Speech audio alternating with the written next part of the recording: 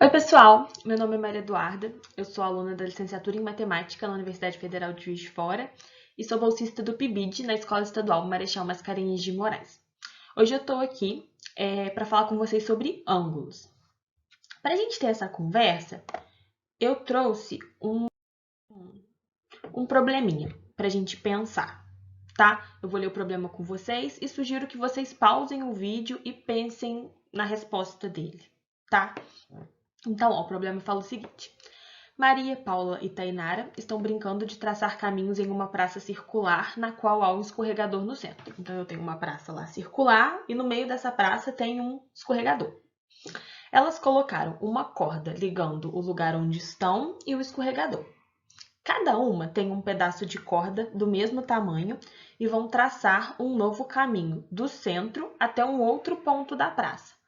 Então, tem uma corda de onde elas estão até a praça e depois cada uma vai pegar a corda que tem e vai ligar da forma que quiser essa corda do centro até um outro lugar da praça, tá? Depois de traçarem os caminhos, elas chegaram nos seguintes lugares. Maria chegou na sorveteria, Paula chegou na academia, Tainara chegou no salão de jogos. Sabendo que as três amigas saíram do mesmo lugar, passaram pelo centro, andaram a mesma distância, só que elas chegaram em lugares diferentes. E a pergunta que eu faço para vocês é por que elas chegaram em lugares diferentes? Então, pausem o vídeo e pensem. Vou dar um tempo para pausar. Pausou. Agora eu vou fazer com vocês. Ó, vamos ilustrar o nosso problema. Eu já desenhei aqui uma praça. Desenhei um círculo aqui que está representando a nossa praça. E vou marcar pontos para a gente conseguir identificar onde está cada coisa. Ó, o ponto A vai ser as três amigas. Vamos supor que as três amigas estão aqui. E no meio tem o escorregador, tá? E a gente sabe que tem uma corda, né? Ligando o escorregador e as três. Depois disso, cada uma pegou a sua corda e ligou lá, chegando em qualquer lugar. Eles não falaram nada de como a gente deve marcar, então vamos marcar do jeito que a gente quiser, tá? Eu vou colocar assim, ó. Vou pôr a Maria na sorveteria. Vamos supor que a Maria andou aqui, colocou a corda aqui e aqui é a sorveteria, que vai ser o ponto E. Depois veio a Paula para a academia. Eu vou colocar a Paula aqui. Paula e a Tainara no salão de jogos.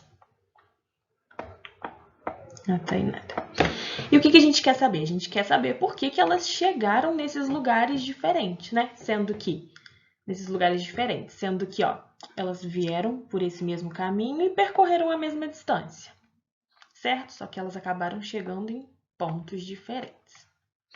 Então, vamos analisar separadamente o que está acontecendo, olha só.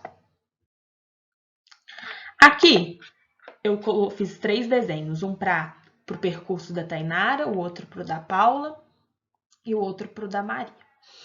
No início aconteceu igual para as mesmas percorreram esse caminho, certo?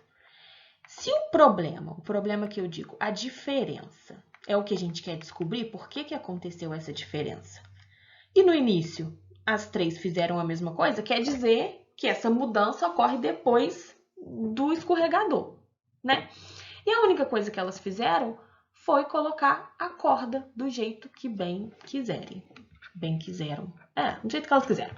Então, ó, a Tainara colocou a corda aqui, a Paula colocou a corda aqui e a Maria colocou a corda aqui. As posições que elas colocaram as cordas são diferentes, né? A gente consegue ver claramente, ó, a da Tainara tá deitadinha, a da Paula tá mais em pé e a da Maria tá inclinadinha. Se a gente comparar essa posição, pra gente conseguir comparar das três, olha só. A Tainara colocou a primeira tá parada aqui e depois ela colocou deitadinha. A gente fala que ela tá deitada comparando com essa primeira, né? Então, elas formam, olha só, uma certa distância. Tem uma certa distância dessa primeira corda com a que ela colocou. A mesma coisa tem acontece aqui no caso da Paula. Tem uma certa distância, uma abertura da corda. Tá vendo que formam aberturas diferentes? Olha só. E a Maria também, ó. Aqui tá a corda, tem uma certa distanciazinha que a gente pode até olhar por esse lado maior aqui. E foi essa abertura que fez com que elas chegassem em lugares diferentes. E tem um nome que a gente dá para essa abertura, que é ângulo. Então, o ângulo, por definição, é a abertura formada por duas semirretas de mesma origem. Que no nosso caso, essas semirretas a gente estava chamando de corda, né? Eram as cordas que estavam formando aquele ângulo. Então, olha só, trouxe um exemplo. As semirretas AC e AB são os lados do ângulo. Então, eu tenho aqui o meu ângulozinho, que a gente representa assim. E a semirreta AC, que é essa, e a semirreta AB são os lados do meu ângulo, tá? O ponto A é o vértice do ângulo. Então, aqui, ó, essa pontinha, que é, nesse caso aqui é o ponto A, a gente chama de vértice, tá? E a gente indica o ângulo por CAB, BAC ou A. Note que aqui, quando a gente está indicando o ângulo só por A, ele tem o chapeuzinho em cima, né? O acento circunflexo. Porque se ele não tem o chapeuzinho, ele é só um ponto. Então, para a gente indicar ângulo, a gente coloca o chapeuzinho. E esse CAB e BAC aqui, ó, como que a gente entende isso? Esse A é o vértice, que é o do meu ângulo, e esse C e esse B são pontos das semirretas que formam os lados, ó. Eu peguei um ponto C, que é de uma semirreta, e um ponto B, que é da semirreta do outro lado, tá? E aqui tem CAB e BAC, porque não importa o lado que você considerar primeiro. Exemplos. A gente pode conseguir visualizar os ângulos, por exemplo, numa escada. Essa abertura aqui da escada, olha só. Eu consigo visualizar um ângulo aqui, ó. Geralmente a escada, elas ficam fechadas e conforme a gente vai abrindo, ó, a gente consegue ter uma ideia de ângulo ali. A mesma coisa nos ponteiros do relógio, ó. E a gente consegue ver diversos ângulos, né? Porque ele vai abrindo. Aqui tem um barco. Ficou um pouquinho ruim com essa linha vermelha, mas aqui também a gente consegue ter ideia de ângulo. Quando a gente abre a tela do nosso computador, quem tiver um computador aí que consegue abaixar a tela, abre, fecha devagarzinho e abre, para você ver como que essa abertura vai mudando, que é o que a gente chama de ângulo. Quando a gente fala de ângulo, a gente tem a unidade de medida dele que a gente chama de grau. Como assim? Por exemplo, quando a gente vai pesar a unidade de medida que a gente costuma usar é o quilograma, é a grama. Quando a gente vai fazer uma medida, por exemplo, da mesa, a gente usa o centímetro, o metro. Para a gente medir grau, ó, para a gente medir ângulo, a gente usa o grau. E o que é o grau? Olha só. A gente tem aqui a nossa volta completa, né? Uma circunferência. E a gente consegue dividir ela em 360 pedacinhos, que eu não vou fazer aqui não, mas a gente consegue ter 360 pedacinhos aqui. Cada pedacinho desse é um grau. Então, ou seja, a gente tem que a volta completa da nossa circunferência aqui, ela mede 360 graus, que é representado por essa bolinha aqui em cima. Certo? Então, cada grau é um pedacinho de 360 que eu dividi. Tá bem? Vamos ver outras coisas aqui para ficar melhor. Olha só.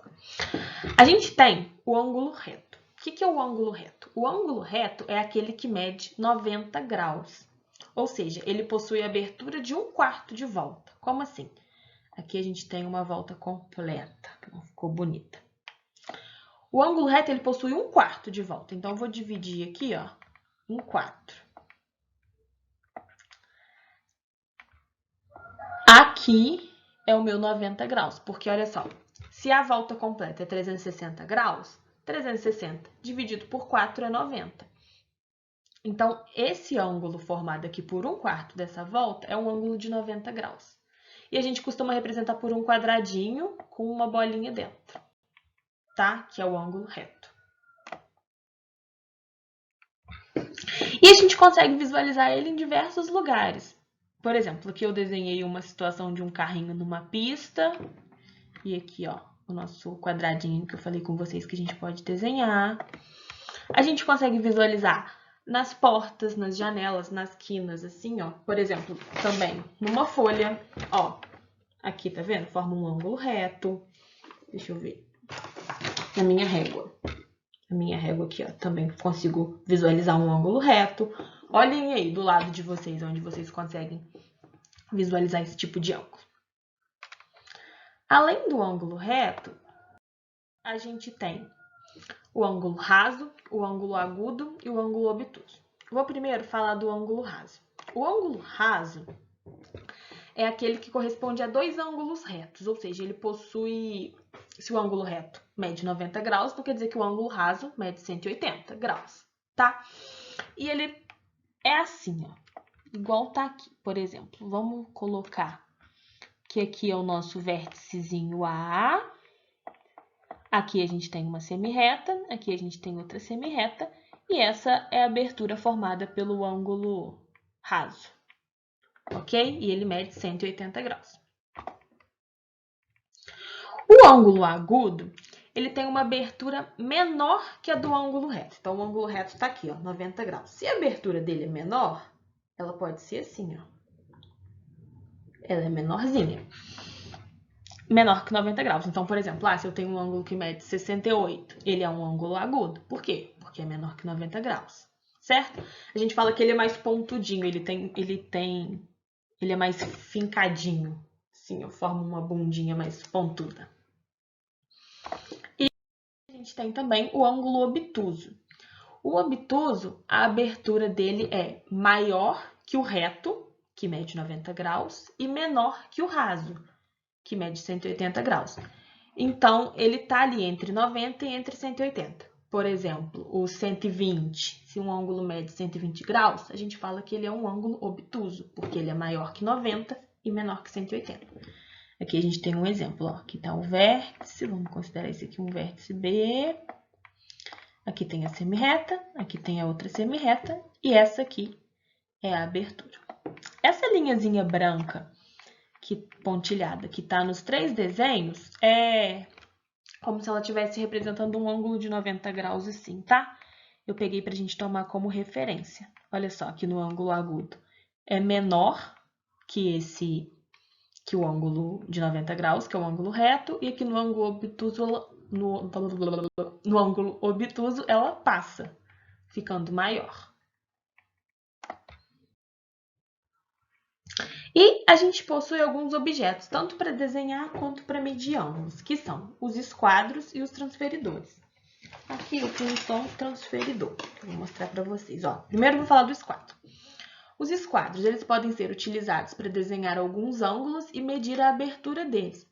Tem esquadro que já vem, por exemplo, ó, esse esquadro aqui você consegue desenhar o ângulo de 90, o de 45 e o de 45, e aqui o 90, 30, 60. Só você passar assim por fora ou aqui por dentro. E dá para medir também, tá?